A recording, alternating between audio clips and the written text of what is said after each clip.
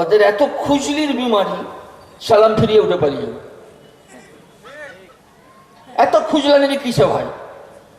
আরে আল্লাহর কাছে ইবাদত করলে একটা হাত তুলে আল্লাহর কাছে দোয়া চাইবে না? হাই রে হতভাগা। আপনাদেরকে বলে দিবে হাদিসে নেই, আপনাদেরকে আল্লাহর কাছে দোয়া করা থেকে বঞ্চিত করছে, আপনাদের ঈমান নষ্ট করে দিচ্ছে।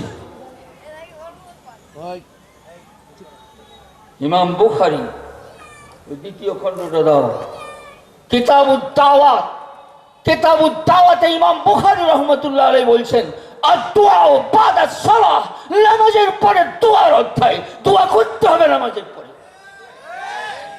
আর ওদের খুঁজলি, ওরা সালাম ফিরিয়ে কোন দিকে পালাবে আর রাস্তা খুঁজে পাবে না। ওরা বুখারী বিদ্বেষী। বুখারী বলছেন আদ-দুআ বাদা সালাহ।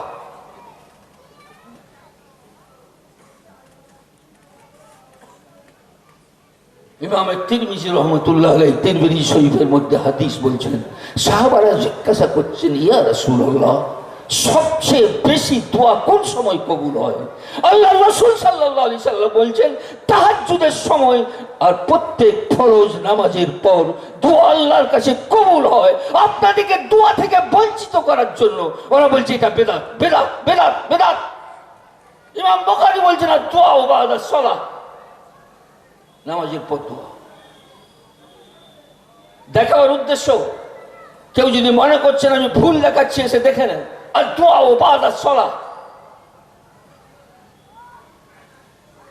ইমাম বুখারীকে ভুল আর মিথ্যা প্রমাণ করার জন্য বাংলা বুখারী লিখেছে, এর মধ্যে 2 পৃষ্ঠা কালি দিয়ে কলম করে ইমাম বুখারী যেহেতু বলে গেছে ফরজের পরে দোয়া, ওনারা দোয়াটাকে তুলে দেওয়ার জন্য কোন সাহাবীর হাওয়ালা নয়, কোন হাদিসের হাওয়ালা নয়।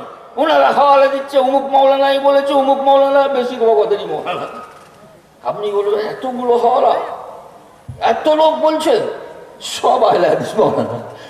নিজেদেরই ছুরি, নিজেদেরই বই যেভাবে হক কেটে দিয়ে চলে 2 পৃষ্ঠা লিখছে যে দোয়া করা যাবে না, এটা প্রমাণ করার চেষ্টা করেছেন।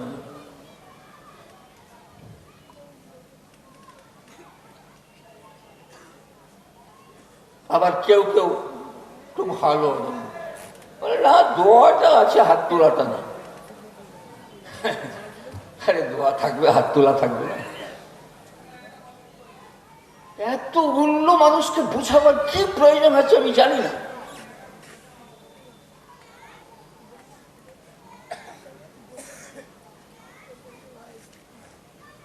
ইমাম বুখারী 5টা আদব বলেছেন দোয়া। 1 নম্বর বলছে তোমার ভাইয়ের জন্য দোয়া করতে পারো। 2 নম্বরে বলছে দোয়া যে করবে আল্লাহর কাছে কাকুতি মিনতি সহকারে করবে। 3 নম্বর বলছে তাড়াহুড়ো করো না, আল্লাহর কাছে দোয়া চেয়ে যাও, আল্লাহ যবে ইচ্ছা তোমাকে দিবে। তাড়াহুড়ো করবে না, দোয়া করতেই থাকো। আরেকটা আদব বলছেন রফউল আইদি।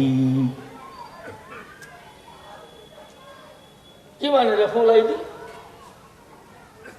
আরে রফউল আইদি কেউ মৌলানা নাই, কে শুনছে? আরে রফউল আইদি মানে কি? ইমাম বুখারী বলছে রফউল আইদি হাত উঠানো। ওরা বলছে হাত উঠানো নেই, ইমাম বুখারী বলছেন আছে। বলছে আমরা বুখারী মানি।